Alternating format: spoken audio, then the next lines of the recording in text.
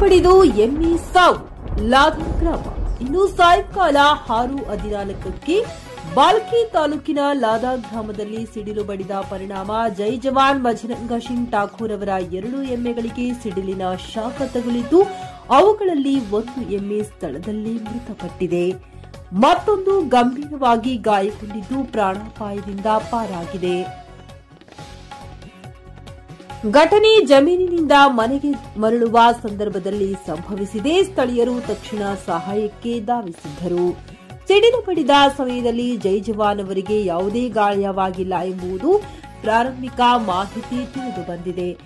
ಹವಾಮಾನ ಇಲಾಖೆ ಮಳೆಗೂಡುಗಳೊಂದಿಗೆ ಸಿಡಿಲು ಬೀಳುವ ಸಾಧ್ಯತೆ ಇರುವುದಾಗಿ ಎಚ್ಚರಿಕೆ ನೀಡಿರುವ ಹಿನ್ನೆಲೆಯಲ್ಲಿ ರೈತರನ್ನು ಹಾಗೂ ಗ್ರಾಮಸ್ಥರನ್ನು ಹೆಚ್ಚಿನ ಎಚ್ಚರಿಕೆಯಿಂದ ಇರಬೇಕೆಂದು ಅಧಿಕಾರಿಗಳು ಮನವಿ ಮಾಡಿದ್ದಾರೆ.